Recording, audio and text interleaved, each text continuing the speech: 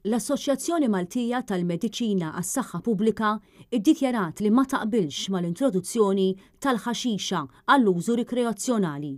Fi stqarrija li ħarġet l-għada tal-laqgħa li kellha mas-Segretarju Parlamentari Giulia Farrugia Portelli, l-Assoċjazzjoni qalet li ħadet din il-pożizzjoni minħabba l-effetti ħżiena tal-kannabis fuq is-saħħa, partikolarment il-mod kif il-kannabis iġġiegħel lil min joħodha biex jibqa' joħodha b'vizzju. Fl-istess waqt l-Assoċjazzjoni żiedet li ftit hawn riċerka dwar l-impatt tal-kannabis fuq is-soċjetà u din hija raġuni oħra għaliex l-Assoċjazzjoni ddikjarat ruħha kontra.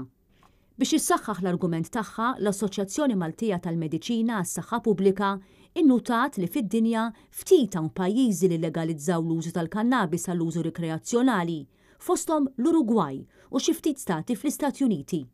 L-Assoċjazzjoni saħansitra qalet illi fejn il-kannabis ġiet illegalizzata kienet innutata żieda fi kwistjonijiet marbuta ma' saħħa li bdew jinħtieġilhom aktar attenzjoni. L-użu tal-kannabis qajjem ukoll mistoqsijiet dwar l-effetti ta' din id-droga skont il-mod kif tintuża, kemm u meta, partikolarment qabel wieħed isuq vettura.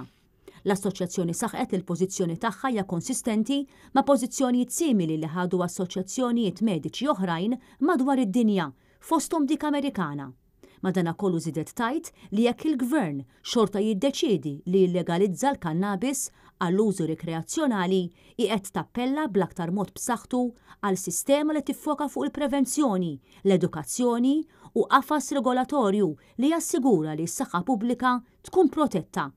Dan kollu huwa importanti qalet l-Assoċjazzjoni, speċjalment minħabba żgħażagħ ta' taħt il-21 sena li l-moħħ tagħhom ikun għadu fi proċess ta' żvilupp. L-Assoċjazzjoni temmet tajt li fi żmien fejn id-dinja qed tikkontrolla aktar l-epidemija kkawżata mit-tabak tas-sigaretti, wieħed m'għandux jagħmel l-iżball li jillegalizza prodott ieħor li fi żmien 20 sena jista' jwassal għal kriżi ġdida tas-saħħa pubblika.